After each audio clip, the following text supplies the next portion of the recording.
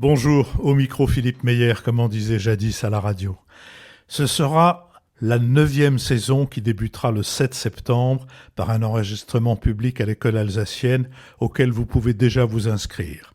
Quant à l'été du Nouvel Esprit Public, il alternera rediffusion et émissions originales comme celle sur Georges Pompidou avec Jérémy Gallon mise en ligne la semaine dernière. Et cette semaine, c'est à une conversation très éclairante avec Anna Colin-Lebedev sur l'histoire des rapports des Russes et des Ukrainiens, conversation intitulée « Jamais frères », que vous avez rendez-vous. La semaine prochaine, le 3 août, nous mettrons en ligne une émission inédite sur Raymond Aron avec Nicolas Bavrez, Jean-Louis Bourlange et Maximilien Radvansky, étudiants à l'École normale supérieure de la rue d'Ulm.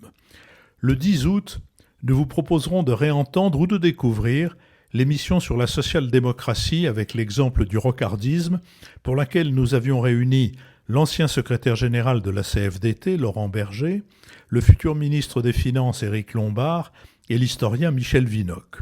Le 17 août, vous pourrez découvrir ou réentendre la conversation sur l'usage et l'intérêt du référendum entre Jean-Louis Bourlange, Raphaël Dohan, Antoine Fouché et Richard Verly.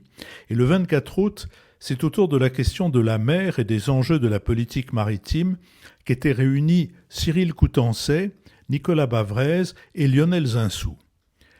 Enfin, le 31 août, c'est autour du livre Faussement insolite et même aussi faussement ingénu de Julien Damon sur l'importance des toilettes publiques que vous entendrez, Julien Damon bien sûr, dans une conversation avec Lucille Schmitt et Lionel Zinsou.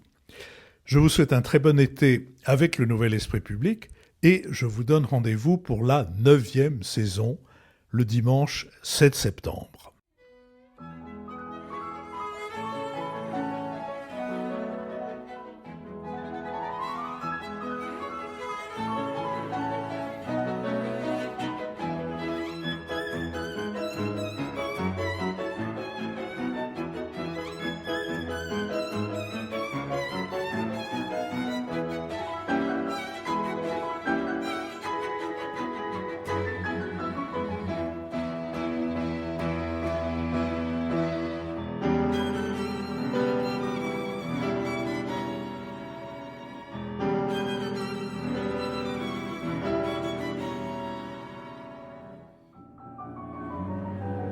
Le Nouvel Esprit Public, Philippe Meyer, bonjour.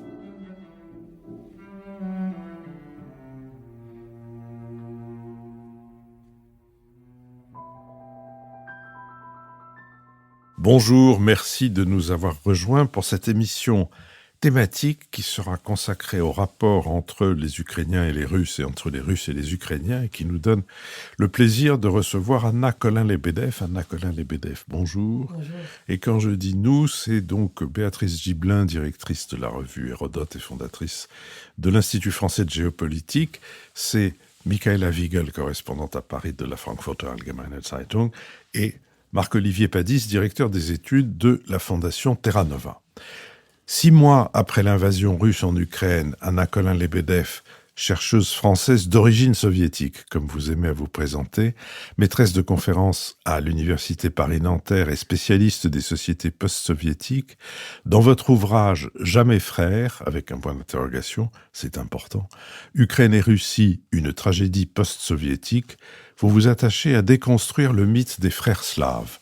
Vous décryptez les similarités entre les sociétés russes et ukrainiennes, le poids des traumatismes du XXe siècle et les trajectoires de plus en plus divergentes que les deux pays ont suivies depuis 1991. À l'époque de l'Union soviétique, vous rappelez-vous, la Russie était le centre et l'Ukraine une périphérie. L'homogénéisation s'est faite en écrasant un certain nombre de différences. L'histoire commune avait été écrite en gommant certains aspects gênants qui ne rentraient pas dans le récit officiel. Les trajectoires contraires suivies par les sociétés russes et ukrainiennes ne sont pas un argument suffisant pour expliquer la guerre entre les deux pays, observez-vous, mais un certain nombre de sujets aident à comprendre ce qui se joue aujourd'hui, sujets que vous passez au crible. Rapport à l'histoire soviétique, construction d'une mémoire de la Grande Famine et de la Seconde Guerre mondiale, place des communautés juives et de la mémoire de la Shoah, rapport au pouvoir politique, rapport à la violence, place des langues. Votre livre décrit également la fracture entre les deux sociétés, lorsque Russes et Ukrainiens ont cessé en 2014 de partager la même vision de ce qui se joue entre les deux pays, en Crimée et dans le Donbass. En 2022, la fracture s'est transformée en rupture. Ce qu'on présentait comme une fraternité, disent les Ukrainiens, s'est révélé un rapt. Côté russe, l'Ukraine serait une Russie transformée en anti-Russie par l'Occident hostile. La ligne de fracture que dessinent les deux discours montre bien la nature existentielle d'une guerre qu'on ne peut réduire à une volonté de conquête territoriale ou d'accès à des ressources naturelles ou économiques. Existentielle car pour l'Ukraine, soit elle parvient à vaincre la Russie, ce qui veut dire que Moscou renonce à toute prétention territoriale et d'influence sur l'État ukrainien, soit elle cesse d'exister. Contrairement à la société ukrainienne, la société russe, en grande partie aveugle à cette guerre conduite en son nom, n'a pas l'expérience de protestation qui aurait réussi. Vous dressez le portrait d'une société russe convaincue de son impuissance et soutenant sans enthousiasme une guerre, qu'elle ne peut pas ou peut critiquer et qui ne réalise pas encore la profondeur de la déchirure qui est pourtant entérinée du côté de l'agressé, l'Ukraine. Pour les Ukrainiens, désormais, tout ce qu'il pourrait y avoir de commun avec les Russes, la langue, les références culturelles partagées, la mixité, les souvenirs de l'époque soviétique, n'est plus vu que comme l'effet d'une domination ou d'une oppression. On avait pensé à tort les comptes de l'Union soviétique soldés lorsqu'elle s'était dissoute sans conflictualité majeure en 1991, écrivez-vous. Le vrai prix à payer nous est donné aujourd'hui. Béatrice Gibelin. Oui, c'est un livre important. Jamais frère, j'avais presque envie de dire plus jamais frère, plutôt que jamais frère. Parce que toute cette période que vous analysez, dans la période soviétique, où il y a eu réellement, au moins au niveau de la population, ces mariages mixtes, cette population ukrainienne qui va faire ses études ou qui va chercher du travail, avec une émigration qui est quand même très importante, avec y compris des réussites au sein de la nomenclatura ou dans des positions de pouvoir qui sont loin d'être négligeables.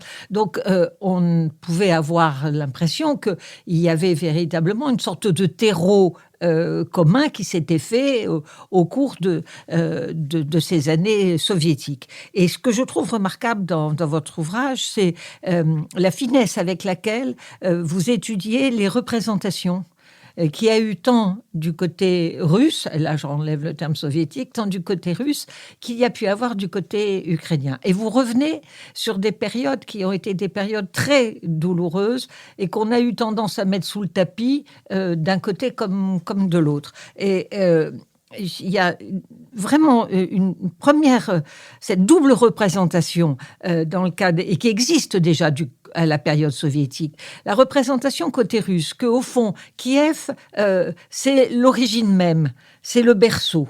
C'est le 9e siècle, voilà, c'est de là que c'est parti. Et quand on est dans cette représentation-là, on est déjà dans quelque chose qui est de l'irrationnel et du sentiment. Ça me fait penser un peu, si vous voulez, aux Serbes et au Kosovo.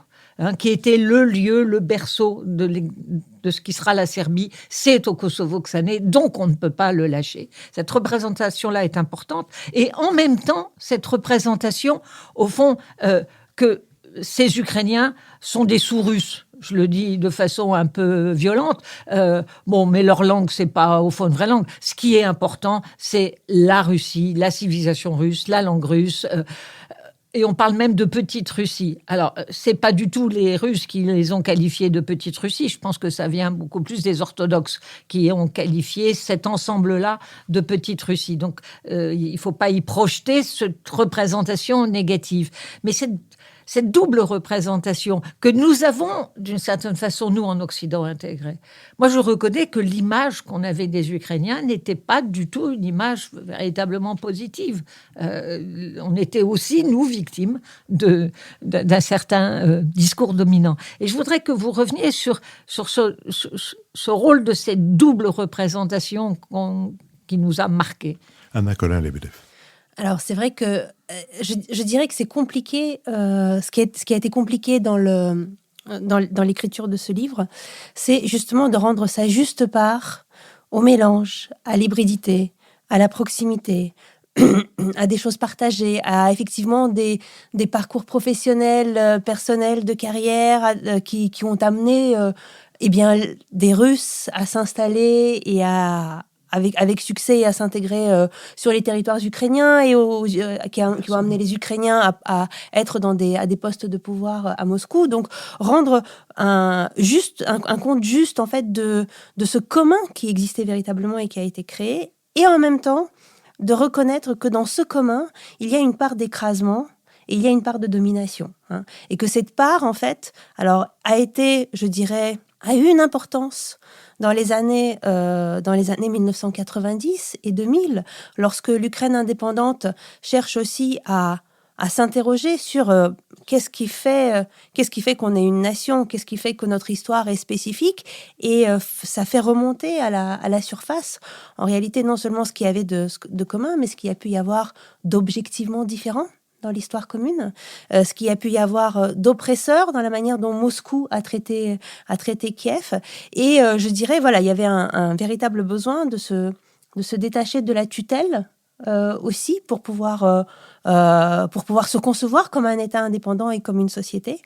Donc voilà, déjà, vous voyez, rien que tout ça, en fait, c'est en réalité un portrait complexe, qui ne se résume pas à dire, et c'est pour ça que dans le titre de mon livre, il y a un point d'interrogation, et je dirais que c'est le mot-clé du titre, le point d'interrogation. Et dans chacune de mes parties, il va y avoir des points d'interrogation. Je n'arrête pas de poser de questions. Il ne s'agit pas du tout de dire « Non, mais en fait, cette idée de fraternité et cette idée de proximité, ce n'est jamais qu'un mythe utilisé par Poutine. » Il y a des éléments qui sont là, dans l'histoire des deux sociétés et dans le présent des deux sociétés qui font proximité.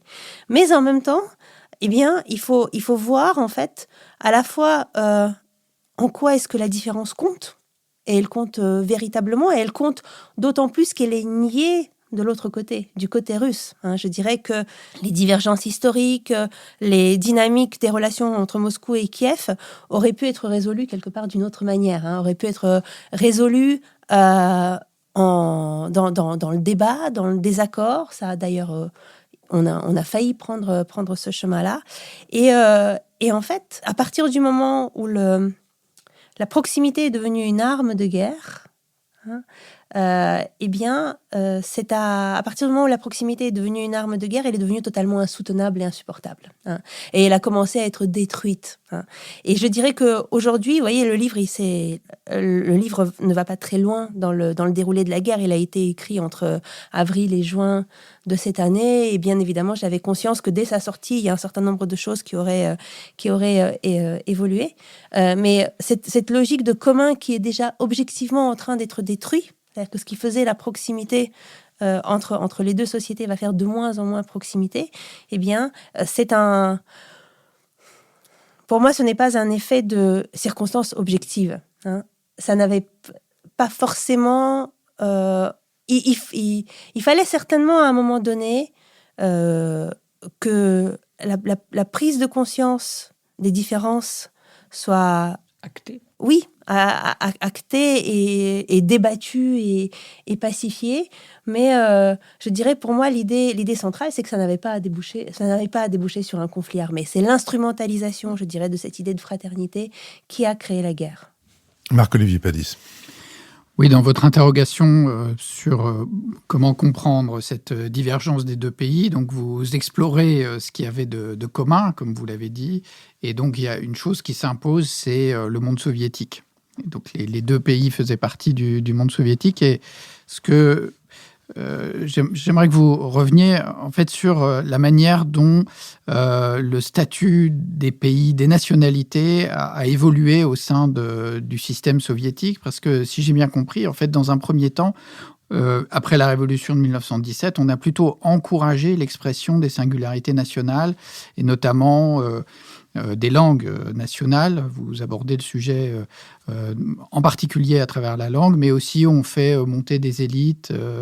Et ce premier mouvement qui correspond, j'imagine, à l'idée véritablement de l'union des républiques soviétiques socialistes soviétiques, je ne sais plus dans quel sens c'est, s'arrête à un moment avec Staline et connaît une régression très violente. Donc comment expliquer ce double mouvement qui a laissé des traces, en fait, des héritages contradictoires?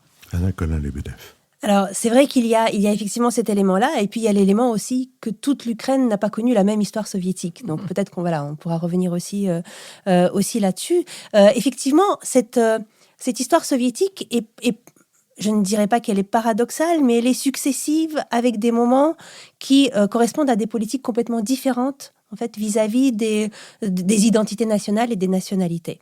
Si Poutine se permet de dire aujourd'hui que c'est Lénine qui a créé l'Ukraine et que l'Ukraine n'existait pas avant, c'est une manière très déformée, en fait, de dire que le projet soviétique a permis la cristallisation des nationalités et des identités nationales, là où auparavant il n'y avait que des identités locales. Hein. Et c'est une sorte de discours historique qu'on a pu avoir, en fait, sur l'histoire soviétique autour de la question de la construction des nationalités. C'est-à-dire qu'effectivement, dans les premières décennies de l'URSS, enfin, les premières années de l'URSS, on va structurer l'Union soviétique en territoires qui doivent avoir une cohérence nationale, avec une ethnie titulaire et une langue titulaire.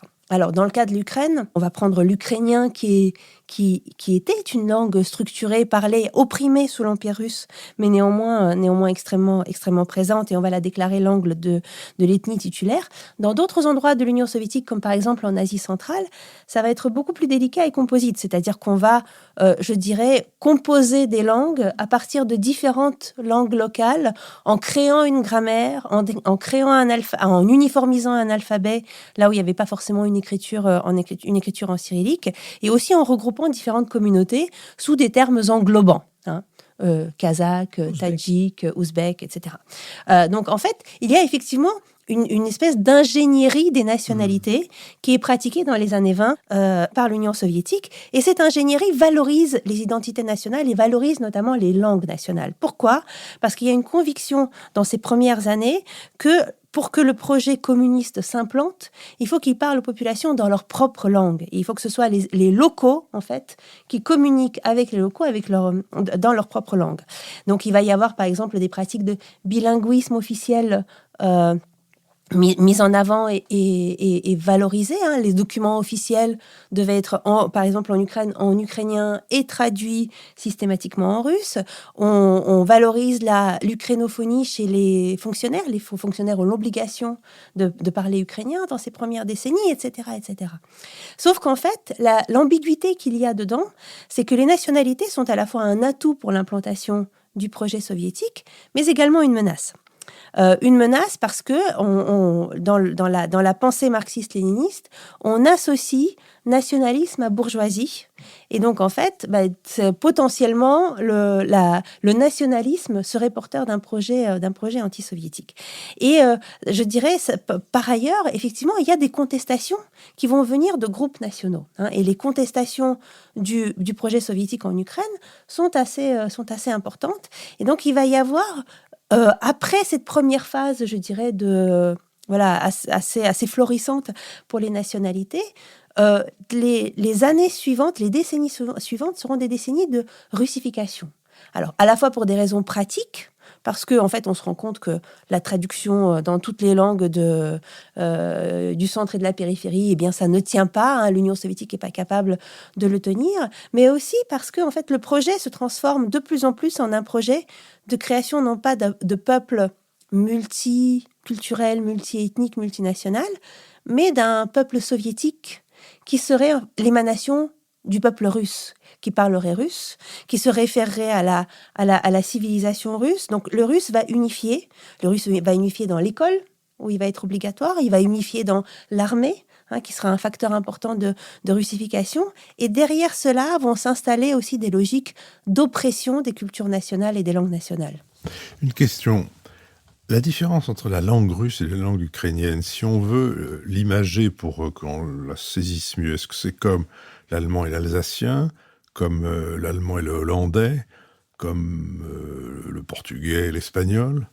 Alors, je me réfère aux travaux des linguistes qui ont calculé la distance lexicale entre différentes langues européennes et qui mesurent en fait pour eux, entre le russe et l'ukrainien, il y a environ 65% de similitudes lexicales. Ça peut paraître beaucoup. En fait, c'est à peu près la même distance qu'entre le français et le portugais. Donc, vous voyez qu'on est quand même dans des langues effectivement très différentes. Un russophone, en entendant l'ukrainien, sait de quoi on parle, mais n'est pas capable de saisir le contenu de la conversation. En revanche, je dirais, pour pondérer un petit peu tout ça, le français et le portugais sont très divers phonétiquement. Ce qui n'est pas le cas du russe et de l'ukrainien, ce qui en fait aussi donne oui, quand on est un auditeur extérieur, on entend parler russe, on entend parler ukrainien, on n'est pas capable de savoir de quelle langue il s'agit. Michaela Wiegel. Oui, j'aimerais revenir à la question russification versus nationalisme ukrainien.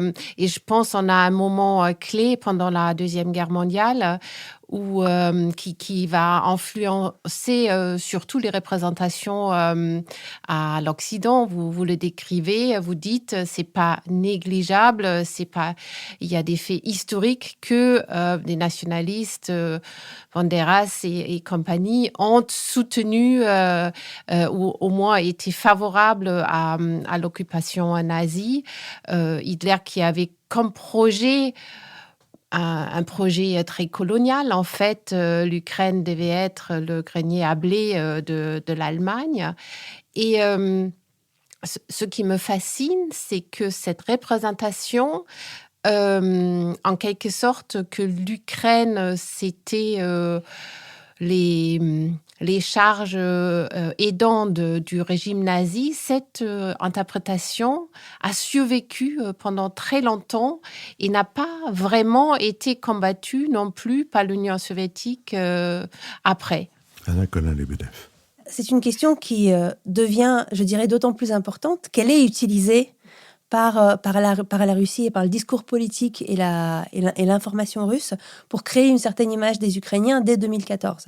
Je dirais, vous voyez, en soi, ce qu'on peut prendre comme point de départ, c'est que l'histoire de cette Deuxième Guerre mondiale sur le territoire soviétique est une histoire complexe et c'est une histoire socialement et politiquement complexe. Comme elle l'est d'ailleurs dans d'autres pays, et on sait très bien à quel point en fait il est difficile ensuite pour les sociétés de se réconcilier, d'entendre l'ensemble des récits, de rendre un compte juste de cette complexité. Sauf que cette histoire complexe a eu une capacité inégale à être écrite et à être dite. À l'époque soviétique, elle n'existe pas. À l'époque soviétique, l'histoire de la Deuxième Guerre mondiale, de la Grande Guerre patriotique, qui est le volet donc, qui se passe sur le territoire de l'Union soviétique, qui est écrite, est très lisse et très uniformisatrice. C'est le grand peuple soviétique qui, à la fois, a consenti de très grands sacrifices et qui a été unanimement opposé et combattant des nazis pendant la Deuxième Guerre mondiale. C'est le seul récit qui existe, ce qui permet de gommer tout un tas de choses. Ça permet de gommer, on y reviendra peut-être, la Shoah. Parce que la Shoah, ça met en avant des Juifs. Or, dans le récit soviétique, il n'y a que le grand peuple soviétique, et en plus, qui ne peut pas être complètement victime. Il doit être forcément victorieux. Ça permet de gommer les logiques qui sont, comme dans le cas de l'Ukraine, mais aussi des pays baltes, les logiques qui sont celles des pays qui ont subi en amont, dans la première phase de la guerre, une annexion.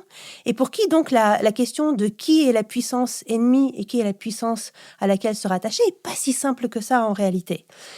Ça gomme également, par exemple, la complexité sur le terrain même de la Russie, au cœur de la Russie, et je dirais, partout sur les territoires soviétiques, pour ces combattants, ces soldats qui sont mobilisés pour défendre l'Union soviétique, pour défendre leur État, alors même que cet État a été répressif vis-à-vis d'eux et de leurs parents, que leurs parents ont été assassinés, exécutés, déportés, qu'eux-mêmes sont peut-être, ont eu des statuts de prisonniers ou de semi-prisonniers de leur plus tendre enfance. Donc, vous voyez, et qui se posent, bien évidemment, au début de la guerre, la question, est-ce que je suis prêt à défendre cet État-là ? Est-ce que quelque part, vous voyez, la civilisation, elle ne vient pas de l'autre côté de cet envahisseur qui arrive. Donc, plein d'éléments de complexité qui n'ont jamais pu être écrits à l'époque soviétique Et je dirais que nous-mêmes, nous avons été, dans une certaine mesure, imprégnés par le récit soviétique de la Deuxième Guerre mondiale, par ce récit uniformisateur. Alors, à partir des années 90, donc de la fin de l'URSS, ce récit peut devenir complexe. Mais une fois de plus, il devient complexe dans une mesure extrêmement inégale. On parle très vite, dans les années 1980, même à la fin des années 1980, des erreurs criminelles qui ont pu être faites par Staline, à la fois dans les répressions contre les officiers qui ont dégarni le corps officier de l'armée rouge. On parle des premières erreurs, des premières phases meurtrières où en fait l'Union soviétique a lancé des combattants non préparés, non équipés dans une guerre où ils étaient certains de perdre la vie. Mais je dirais que, alors, ça ne s'écrit pas de la même manière tout à fait en Ukraine et en Russie. En Russie, ça s'arrête très vite. Et je dirais, dès les années 2000, en fait, on n'a plus véritablement la possibilité, et de moins en moins la possibilité, de travailler sereinement sur ce sujet, parce qu'on valorise à nouveau la Grande Guerre patriotique comme élément fédérateur important, comme moment de fierté pour les Russes. Et donc, dans cette fierté, eh bien, la Russie doit être complètement blanche. La collaboration n'a jamais existé, ou alors a été justement ailleurs, dans les pays baltes, en Ukraine, etc. Et nous entendons ce récit, je pense. Alors, les historiens ont continué à travailler, mais avec un accès beaucoup moindre aux archives, avec moins de possibilités d'échange, moins de liberté, jusqu'à ce que ce soit interdit légalement, en fait, d'avoir un récit alternatif aujourd'hui en Russie sur la Deuxième Guerre mondiale. Mais je dirais que c'est une amnésie. On est davantage dans l'ordre de l'amnésie, et cette amnésie nous est transmise aussi. C'est-à-dire qu'on continue à recevoir un récit de la guerre qui est un récit, en tout cas en France, en grande partie produit via le regard russe. Et donc, par exemple, on va faire cette... je suis surprise d'entendre encore cette confusion qui est faite en disant, voilà, les Russes sont le peuple qui a le plus sacrifié dans la Deuxième Guerre mondiale. Le peuple soviétique a sacrifié dans la Deuxième Guerre mondiale, et il n'y avait pas que des combattants russes dans ce peuple soviétique. Alors, de l'autre côté, en Ukraine, on aborde également la complexité. Et la complexité est d'autant plus complexe que dans la construction d'un récit national, ceux qui ont combattu pour l'indépendance de l'Ukraine sont valorisés, comme c'est souvent le cas dans les récits de construction nationale. Or, ces mouvements nationalistes qui, du 19e et de la première moitié du 20e siècle et arrivés à la Deuxième Guerre mondiale, sont des mouvements nationalistes. Souvent, il y a des volets politiques, il y a des volets armés, il y a des actions violentes. Le mouvement des nationalistes ukrainiens est une organisation terroriste, comme pas mal de mouvements nationalistes d'ailleurs en Europe, et qui considèrent, alors qui d'abord, dont l'adversaire principal est d'abord la Pologne. Le mouvement nationaliste se développe sur le territoire polonais, puis l'Union soviétique, à partir de 1939, où l'Union soviétique annexe la partie orientale de la Pologne dans une très grande violence. Et donc, ça devient l'adversaire numéro 1. Et lorsque l'Allemagne nazie arrive, il y a un choix qui est fait. Et ce choix est celui de l'alliance avec les nazis contre les soviétiques. Ce choix ne va pas être fait par la totalité des Ukrainiens. Et là, c'est important aussi de ne pas faire la confusion. Moi, je donne des chiffres, un seul chiffre. Je donne pas énormément de chiffres dans ce livre parce que c'est pas, voilà. Je suis pas très bonne dans la manipulation des données chiffrées, mais on estime à 200 000 personnes le nombre d'Ukrainiens qui ont combattu à titre divers du côté des nazis, et à 4 millions ceux qui ont combattu les nazis au sein de l'armée rouge. Donc ce n'est pas, vous voyez, ça casse déjà l'image d'une population qui serait uniformément collaboratrice, sans nier bien évidemment la participation de ces 200 000-là à la collaboration. Et ce qui est compliqué, c'est que dans ces 200 000-là, eh bien, il y a des combattants pour la liberté nationale. Et donc, quoi en faire dans l'Ukraine contemporaine. La manière dont la société ukrainienne l'a géré, je dirais, c'est d'autoriser tous les discours à s'exprimer. Voilà, parce que c'était compliqué. Donc, selon les présidents au pouvoir, selon les forces politiques au pouvoir, on a valorisé plutôt un volet ou plutôt l'autre. Mais surtout, en fait, on a laissé faire. Je donne l'exemple de ce musée de la de la résistance nationale dans la Deuxième Guerre mondiale, dans une petite ville ukrainienne, où il y a juste une salle. Et d'un côté de la salle, il y a un mur de photos qui sont les photos des combattants nationalistes. Et dans l'autre, il y a un mur de photos qui sont les photos des partisans soviétiques qui ont combattu ces mêmes nationalistes. Donc, des deux côtés de la salle, les personnes se sont entretués, il n'y a aucun commentaire, mais on se dit, voilà, ces mémoires-là coexistent, on verra bien ce qu'on fait, mais je dirais c'est un premier pas, c'est un premier pas. Et lorsque le débat a lieu, c'est un débat houleux, mais ce n'est pas une amnésie. Alors, il y a la mémoire intérieure, enfin à usage interne, si je puis dire, qui concerne les Ukrainiens, et puis aussi il y a la mémoire à usage externe. Et moi, je reste stupéfait que la Grande Famine, je sais qu'elle a un nom officiel, mais je n'aime pas le prononcer parce que je trouve parce qu'il y a un re au début, c'est le Holodomor. Oui, c'est pas simplement la difficulté, ça encore, j'espère qu'avec de l'entraînement j'y arriverai, mais c'est que je trouve que ça enlève simplement son nom à ce que c'est. Je veux dire, c'est une famine provoquée, c'est une famine dont...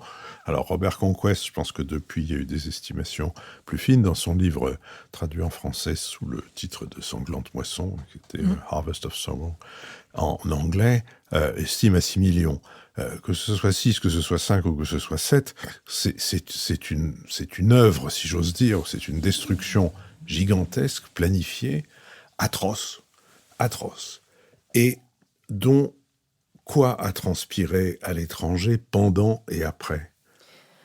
Alors, pendant tout autant que les autres politiques répressives soviétiques, c'est-à-dire qu'il y a des comptes rendus, il y a des correspondants qui se rendent sur place étrangers et qui font des retours là-dessus. Mais voilà, ça c'est le contexte aussi des années 1930 et de la fermeture de ce qui se passe en Union soviétique.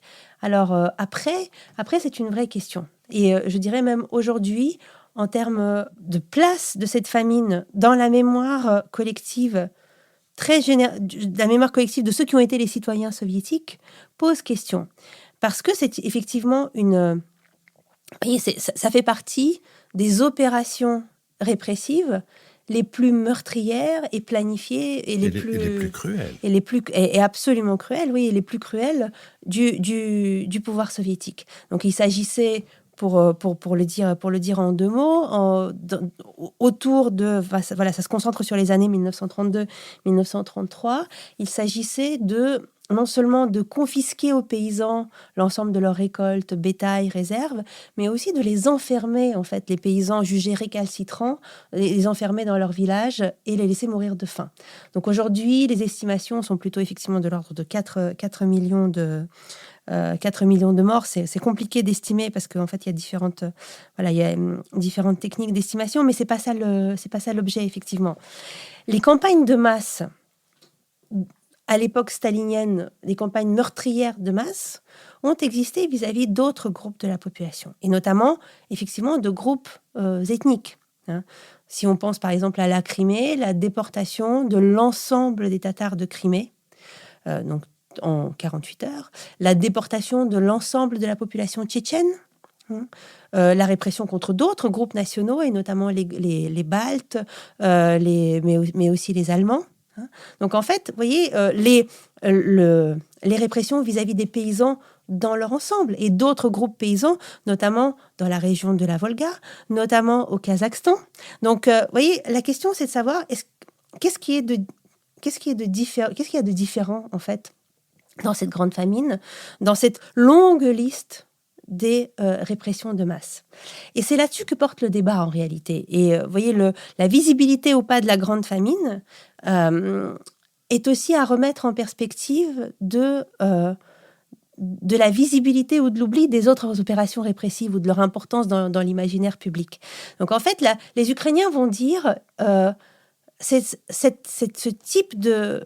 répression-là était particulière parce qu'elle correspondait à un projet génocidaire. Et il y a des historiens qui vont avancer des arguments pour expliquer en quoi il s'agissait d'un projet génocidaire. Et les historiens russes, alors aujourd'hui, ils n'ont plus trop la possibilité d'en parler parce qu'on ne parle pas beaucoup des répressions staliniennes. C'est tendance à être gommé, effacé, même si on sait en théorie que ça existait. Mais je dirais, les historiens qui ont continué à travailler sérieusement ont dit c'est une tragédie terrible, c'est un acte répressif impardonnable, mais ce n'était qu'un parmi d'autres. Voyez, donc c'est en ça que la question de la famine peut aussi continuer à provoquer des discussions qui ne sont pas des discussions historiographiques, mais qui sont des discussions politiques. Béatrice Gibelin. Oui, moi je voudrais, vous avez évoqué rapidement en disant, mais toute l'Ukraine n'a pas été soviétique et toute l'Ukraine n'a pas la même histoire soviétique. Et si j'ai un regret dans votre ouvrage, c'est peut-être parce que je suis géographe, c'est que si on avait eu une ou deux cartes qui auraient montré justement combien les frontières actuelles de l'Ukraine sont des frontières récentes. La Crimée, c'est Khrouchtchev qui la donne en 54, qui était lui-même ukrainien et qui, je veux dire, d'une certaine façon, en fait don à l'Ukraine, mais dans un système soviétique où ça n'avait aucune, conséquence politique réelle. Parce que quand vous avez parlé du mouvement des nationalités et comment Lénine a donné cette définition au fond de l'importance des nationalités, oui, reconnaissance des nationalités, mais sans droit politique. C'est-à-dire qu'on ne choisissait pas son régime politique, on était sous, j'allais dire, la coupe, l'autorité du système communiste. Donc ça met déjà, oui à la nationalité, pour la langue, pour la culture, pour pouvoir imposer le système communiste mieux, puis qu'on conduira à la russification, mais pas sur la nationalité dans la reconnaissance d'une réelle indépendance. Sans choix politique, je ne vois pas bien où est véritablement l'indépendance. Fermons la parenthèse. Mais je pense que ces frontières actuelles de l'Ukraine, qui est un très grand territoire, à l'échelle de l'Europe, c'est un très grand territoire, avec cette histoire occidentale et cette histoire orientale, l'une étant du côté de l'Empire polonais, on va dire, l'autre étant du côté de l'Empire russe, a évidemment profondément marqué, et ce qui est tout à fait logique. Mais moi, ce qui m'avait étonné, quand il y a eu le référendum de l'indépendance en 91, c'est combien la partie Est, qu'on disait très russophone et parlant très peu l'ukrainien, avait voté majoritairement pour cette indépendance. Quand on regarde les cartes, on ne retrouve pas tellement cette différence ouest-est. Et là, c'est quelque chose qui aurait dû, nous, occidentaux, marqués par une histoire soviétique et sans doute aussi par des intellectuels français très favorables aux intellectuels quand même russes. Je trouve qu'il y a même aujourd'hui encore, un certain nombre d'universitaires français ont eu beaucoup de mal à reconnaître que c'était une invasion inexcusable et qu'il n'y avait aucune raison d'être. Même y compris parmi des gens que je connais bien, j'ai été très, très surprise de ça. Donc c'est vraiment très fortement ancré. Et moi, aujourd'hui... Vous montrez combien l'ukrainien est devenu la langue majoritaire et comment aujourd'hui continuer à parler russe, c'est presque à la limite une forme de traîtrise, enfin j'exagère un peu, mais qu'on choisit de parler ukrainien parce que c'est une forme de résistance. Donc pour une fois, le rôle de la langue est extrêmement important dans cette constitution nationale actuelle de l'Ukraine, même si il existe une nation ukrainienne depuis longtemps, mais celle qui se constitue aujourd'hui dans la guerre est à mon avis, d'un autre ordre. Anna Colin-Lebedev. Alors, celle qui se constitue, celle qui se transforme dans la guerre aujourd'hui, va effectivement, je dirais, se débarrasser, sans doute, d'une partie de ce qui faisait la richesse, qui était justement la capacité à se référer à l'Ouest et à l'Est, d'avoir cette pluralité linguistique et la capacité de passer de l'un à l'autre, de pouvoir se référer à des histoires différentes. La guerre fait de la langue une arme, et donc la langue devient une arme en retour. La guerre fait de la frontière un élément vital, et donc en fait ça cristallise les frontières, alors que je pense que en amont de l'agression de la Crimée, l'Ukraine est davantage, je dirais, dans une logique de continuité territoriale que dans une logique de frontières délimitées d'un côté et de l'autre. C'est-à-dire qu'on a, effectivement, on a une diversité territoriale et l'Ouest, l'Ouest du pays va avoir des relations très proches avec une très grande communication transfrontalière avec la Pologne, avec la Roumanie. Il va chercher à construire des espaces migratoires, mais aussi culturels communs. Et de même, l'Est du pays, frontalier de la Russie, il va y avoir une très grande, une fluidité, une circulation, une idée que, des liens économiques également. Les mines du Donbass sont des mines qui fournissent beaucoup des clients russes, des acheteurs russes.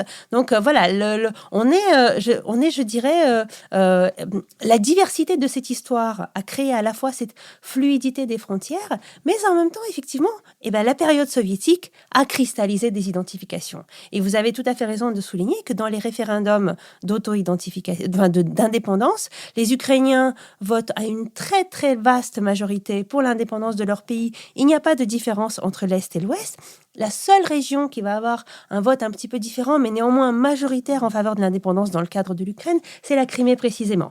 Mais ça va largement dépasser les 50%, y compris en Crimée. Et c'est aussi l'un des paradoxes de cette constitution soviétique, c'est-à-dire qu'on sait que les frontières des républiques, qui faisaient partie quand même d'un État unitaire, il n'a jamais été question de parler d'indépendance des nationalités au sein de l'Union soviétique. Il y avait le volet identité, mais dans le cadre de l'URSS. Les entités que sont les républiques ont parfois été artificiellement construites. Et on le voit sur certaines frontières qui, comme les frontières africaines, sont tracées à la règle de certains États. Et les langues sont aussi parfois brodées, recréées à partir de différentes langues locales.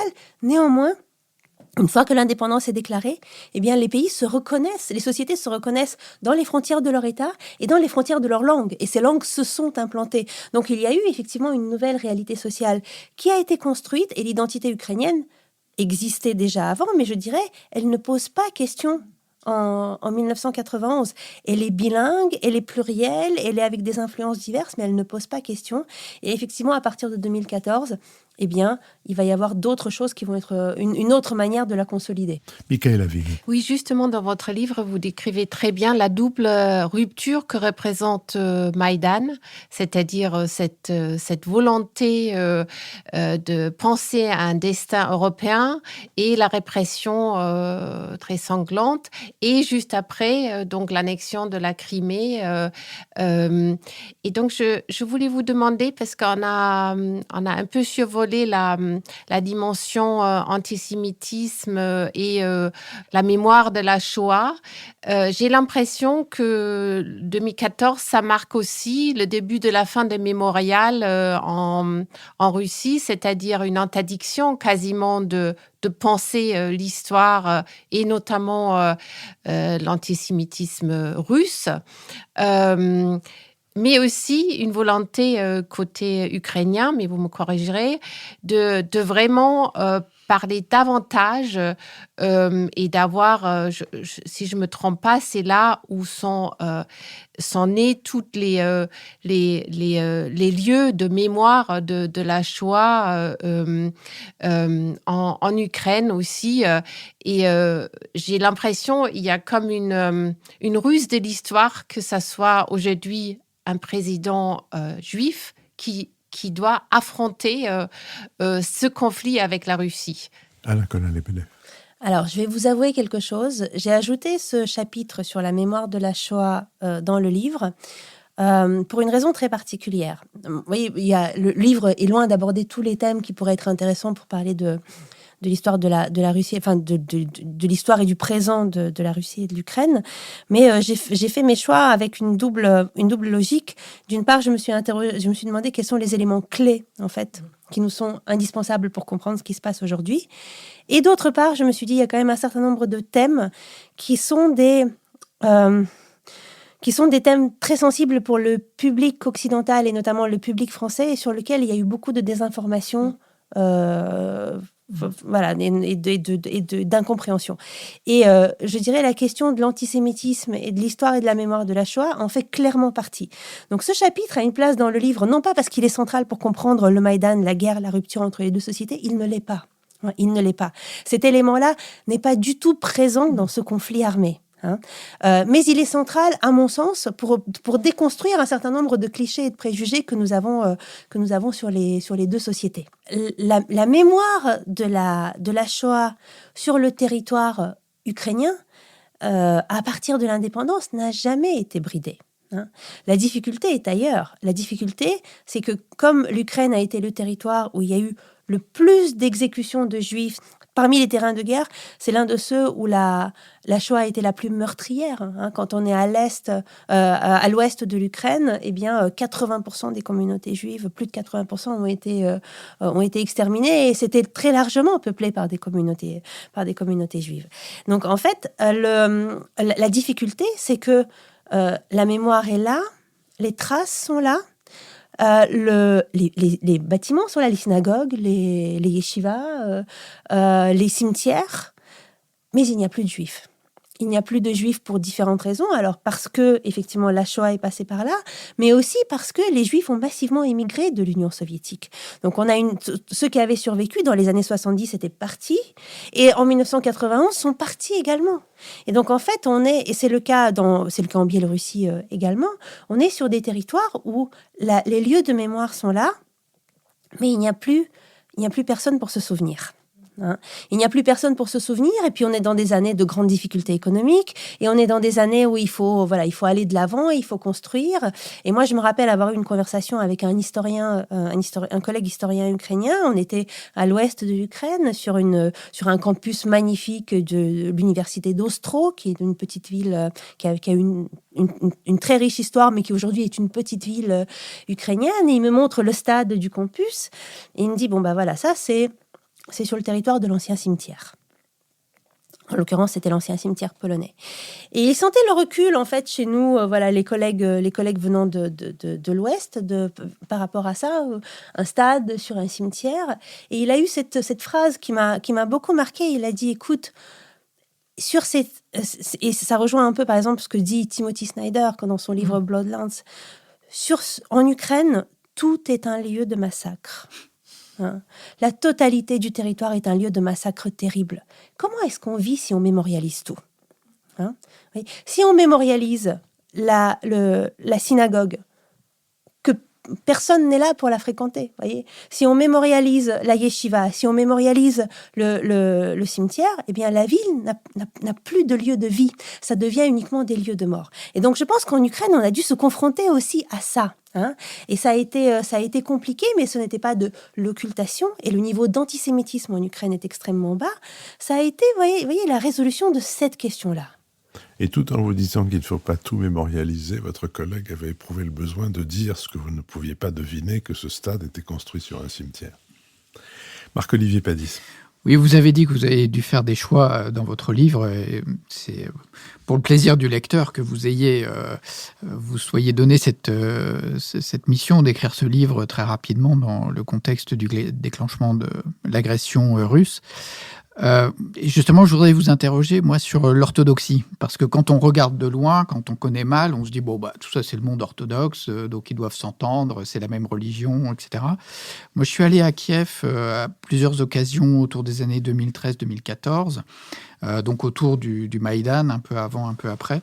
Et j'avais été très frappé parce que les Ukrainiens que je rencontrais étaient très préoccupés par l'offensive du patriarcat de Moscou en Ukraine. C'était une guerre paroisse par paroisse, pratiquement, pour savoir quel peuple on envoyait, comment se constituaient les communautés. Et ça a été tranché, finalement, puisque malgré les offensives du patriarcat de Moscou, puisque l'Église orthodoxe est organisée avec différents patriarcats, 5 ou 6 de tête.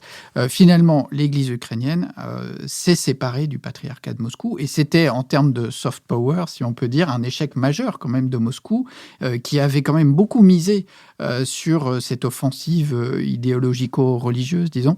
Est-ce que vous pouvez dire un mot sur justement ce rapport à l'orthodoxie des deux côtés ? Anna Colin-Lebedev. Alors là, on aurait beaucoup à dire, bien évidemment, c'est peut-être plutôt brièvement pour éviter de dire des bêtises sur un sujet qui n'est pas complètement le mien. Le conflit entre les églises est partie intégrante effectivement de cette guerre, mais c'est aussi, je dirais, c'est l'effet d'une politisation de la religion en Russie, hein, et de la prise de position de l'Église aux côtés du pouvoir à Moscou. Et donc ça, je dirais que, une fois de plus, ce n'est pas tant un conflit entre les églises qu'un conflit, que l'usage politique de la religion qui est fait par la Russie, qui déteint ensuite sur le terrain. Alors sur le terrain, j'aurais tendance à vous dire, en 2014, vous avez beaucoup de paroissiens ukrainiens qui ne savent absolument pas si leur église appartient au patriarcat de Kiev ou au patriarcat de Moscou. Alors que vous voyez, cette question-là ne va pas être forcément pertinente et ne va pas cristalliser une différence. On ne va pas choisir l'Église parce que c'est patriarcat de Kiev ou patriarcat de Moscou en amont de la guerre. On va davantage choisir, voilà, pour des raisons diverses, familiales, confort, on aime le prêtre, on n'aime pas le prêtre, etc. Ça, c'est un premier élément. Donc, il n'y a pas d'élément de conflictualité sociale préexistant à la guerre entre les patriarcats. Et la deuxième chose que l'on sait beaucoup moins, en fait, parce qu'il y a une très grande visibilité du patriarche de l'Église orthodoxe de Moscou, etc. Ce qu'on ne sait pas, c'est à quel point la société russe n'est pas religieuse. C'est-à-dire qu'on a cette visibilité des églises, y compris dans l'espace public, avec des constructions d'églises nouvelles partout, et il suffit d'arriver en Russie, on roule en voiture, et il y a un bulbe par-ci, il y a un bulbe par-là, tout ça a l'air tout à fait neuf.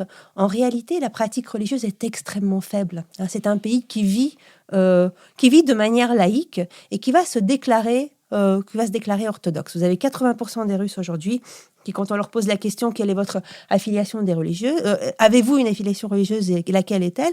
80% vont dire orthodoxe. Alors qu'en Ukraine, 40% vont se dire athées. Vous voyez, c'est un peu plus souple. Et paradoxalement, la pratique religieuse est plus importante en Ukraine qu'en Russie. Voilà. C'est-à-dire qu'on est dans une société qui a un rapport plus moderne, en mon sens, à la religion, même si, non, je suis en train de dire une bêtise, je ne pense pas du tout ça. Non, mais ce qui est intéressant, par exemple, c'est les personnes qui, quand on regarde les enquêtes qui sont faites sur la fréquentation des églises, vous avez moins de 2% des Russes qui se rendent à l'église plus souvent qu'une fois par an. Pour vous donner une idée, voyez, de la fréquentation, le divorce est extrêmement fréquent, l'avortement est le premier mode de contraception, continue à être le premier mode de contraception.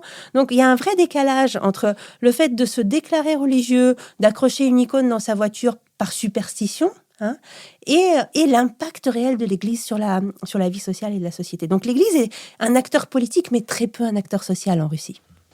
Béatrice Gibelin. Oui, moi je voudrais revenir sur ce travail de la mémoire qui s'est arrêté visiblement en Russie, même si des historiens essayent de continuer à travailler, mais très difficilement. C'est vraiment l'arrivée de Poutine au pouvoir au début des années 2000 qui a entraîné ce coup d'arrêt, parce que l'évolution différente de ces deux pays, l'un qui se tourne vers l'Europe, on va dire, occidentale, et l'autre qui, d'une certaine façon, arrête cette évolution. Parce que pour moi, la Russie n'est pas un pays asiatique. Géographiquement, il est sur un continent asiatique, mais culturellement, là où est la population, c'est un pays européen. C'est vraiment l'arrivée de Poutine et de son entourage qui va donner un coup d'arrêt à ça, parce que quand on vous entend, on a vraiment l'impression que c'est ça qui s'est passé. La chute de l'Union soviétique est un moment d'effervescence d'études historiques. Les gens ont le besoin de savoir. Et ils ont besoin notamment de nommer les victimes, de réhabiliter les victimes, de rendre visible ce qui était invisible. Dans les années 80 à la fin des années 80, au début des années 90, les journaux grand public vont publier des enquêtes historiques sur les lieux de répression, etc. Et le public va absorber. Il y aura un énorme besoin de ça. Donc, dans les années 1990, le pouvoir n'a jamais freiné véritablement la recherche historique. Il ne l'a pas favorisée non plus. Les archives ont été ouvertes, mais pas toutes. Et notamment, les archives des services spéciaux n'ont jamais été véritablement accessibles. à titre déclaratif, elle devait être ouverte et puis ça traînait pour des raisons bureaucratiques, donc on n'y a jamais mis l'accès. Le pouvoir a été de plus en plus indifférent parce que préoccupé par d'autres choses, par des jeux politiques. Les Russes ont été préoccupés par la survie économique, pas mal, dans la décennie 1990. Et effectivement, la volonté consciente de gommer, d'oublier, de minimiser, de mettre l'accent sur un autre récit historique, elle vient de Vladimir Poutine, dont on mesure aujourd'hui l'obsession par l'histoire, qui n'était peut-être pas là d'ailleurs il y a 20 ans. Mais en tout cas, son obsession pour l'histoire est allée croissante et sa volonté de contrôler le récit historique a suivi. Son obsession pour l'histoire semble aller croissante au fur et à mesure où sa possibilité d'agir sur l'économie russe et sur la société russe est-elle décroissante, semble-t-il. Marc-Olivier Padis. Oui, alors finalement, une fois qu'on pondère toutes les explications sur qu'est-ce qui a conduit la divergence entre Ukrainiens ou Russes, donc il y a les raisons historiques, tout ce que vous avez expliqué, mais est-ce que, au bout du compte, le point crucial, c'est pas que quand même les Ukrainiens, à un moment, ont pris en main leur destin politique et ont refusé la domination, le système des oligarques, et donc je fais référence au Maïdan, c'est-à-dire ce moment de mobilisation politique très très forte où la jeunesse se retrouve dans la rue et dit non aux manipulations et dit oui indirectement à l'Europe, ce qui va apparaître là. Et on voit beaucoup aujourd'hui des Ukrainiens qui s'adressent aux Russes en disant mais enfin, vous fuyez votre pays, vous allez servir de chair à canon à Poutine, mais révoltez-vous, faites quelque chose. Enfin, et on a l'impression que c'est quand même cette volonté d'exister en tant que corps politique, en tant que volonté politique qui s'est manifestée à travers plusieurs révoltes. Déjà, la révolution orange, mais surtout le Maïdan, où le prix du sang a été payé par les Ukrainiens, qui fait aujourd'hui quand même la différence fondamentale. Maïdan, c'est la révolution contre l'international des oligarques. Anna Konal-Lebedev. C'est pas comme ça exactement que les Ukrainiens la qualifient. Je vous avoue que j'ai des réserves de sociologue là-dessus. C'est-à-dire que effectivement, c'est comme ça que le Maïdan sera décrit dans le récit historique qui sera notamment écrit en Ukraine. Hein, la volonté de prendre son envol, une société qui s'active. Mais je dirais que pour moi, le moment crucial, ce n'est pas que l'Ukraine ait décidé de cette émancipation, c'est que cette décision a été insupportable à la Russie. Parce que je pense que c'est ça, en réalité, l'élément crucial. Vous voyez, les pays d'ex-URSS ont suivi des évolutions politiques très différentes. Et on a laissé partir les États baltes assez vite, parce que je pense qu'il n'y avait pas trop le choix. De toute façon, c'était immédiat, et on les a laissés partir avec l'idée que, en fait, ils fuyaient ce qu'ils avaient considéré comme une occupation soviétique. Mais après, vous voyez, je dirais, par exemple, pour la société russe, et ça j'essaie de l'expliquer un peu dans le livre, l'Ukraine était devenue au fur et à mesure des années un État étranger. Donc oui, on avait un intérêt pour ce qui se passait chez les voisins, parce qu'on connaissait bien les voisins, il y avait la proximité, les liens familiaux, etc. Mais je dirais, ils font leurs erreurs, ils se trompent, ils font leurs choix politiques, c'est leur problème. On a nos problèmes ici du côté de Moscou. C'est le fait que Moscou considère que ce qui se passe en Ukraine continue à être un problème intérieur pour la Russie, qui, à mon sens, est le point de basculement. Michaela Wiegel. Oui, je trouvais très fascinant que vous utilisiez le terme de rapt, parce que j'étais au Kremlin quand Poutine a prononcé apparemment, c'est quelque chose qui est connu dans la langue russe, mais cette tirade où il parle de l'Ukraine comme d'une femme qu'il faut remettre à sa place, et c'est très sexué comme violence.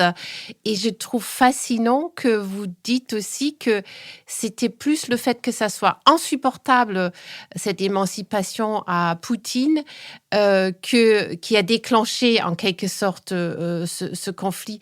Est-ce que vous pouvez me dire s'il y a aussi une culture différente de la place de la femme, de la façon de faire la politique en Ukraine ? Alors là, je pourrais vous faire 18 heures de cours là-dessus sans aucun problème. Ça fait partie de mes sujets de prédilection. Je dirais que, vous voyez, on comprend en réalité la place des sexes dans la vie politique, la dimension genrée de la vie politique, en Russie comme en Ukraine, a été en grande partie héritière du modèle soviétique. Et le modèle soviétique est un modèle qui est très mal compris en réalité, et souvent ici en Occident, qui combine à la fois l'idée d'une différence biologique fondamentale entre les deux sexes, qui doit avoir des conséquences sociales parce qu'elle est réelle et objective, et l'idée de l'égalité des droits. C'est-à-dire que les deux ne sont pas incompatibles. Oui, l'égalité d'accès au travail, à la carrière, à la vie politique, etc., paraît normale et évidente aujourd'hui aux Russes comme aux Ukrainiens, dans les deux sociétés. Mais en même temps, il y a des éléments biologiques qui font que les rôles endossés vont être différents. Et donc, en fait, dans les sociétés, il va y avoir un jeu très intéressant, aussi bien au niveau de la politique que de l'économie, sur ce jeu des sexes. Par exemple, je suis pas mal en contact avec les entreprises où je fais de temps à autre des formations pour décoder les sociétés sur lesquelles ils travaillent, notamment les entreprises russes. Et les entrepreneurs me renvoient souvent me disent, sans se concerter, me décrivent cette même réalité en disant, le PDG qu'on rencontre, et avec qui on signe le contrat, c'est toujours un homme. Mais après, quand on a des vrais problèmes à régler, on nous dit, adressez-vous au numéro 2, et le numéro 2, c'est toujours une femme, parce que les femmes, c'est celles qui ont véritablement le pouvoir, mais l'homme est celui qui se met en scène. Donc on a plein de choses comme ça, plein de choses comme ça intéressantes, et je dirais que, vous voyez, si on file la terrible métaphore poutinienne, où l'Ukraine, comme une femme, devrait se soumettre, est-ce que ce n'est pas l'Ukraine qui, comme une femme, au final, est celle qui tient les rênes ? Anna Colin-Lebedev, merci beaucoup de cette conclusion, je ne dirais pas inattendue, mais à laquelle peut-être un certain nombre de nos auditeurs n'avaient pas, comme nous, pensé. Votre livre « Jamais frères », avec un point d'interrogation, sous-titré « Ukraine et Russie, une tragédie post-soviétique », apparu aux éditions du Seuil.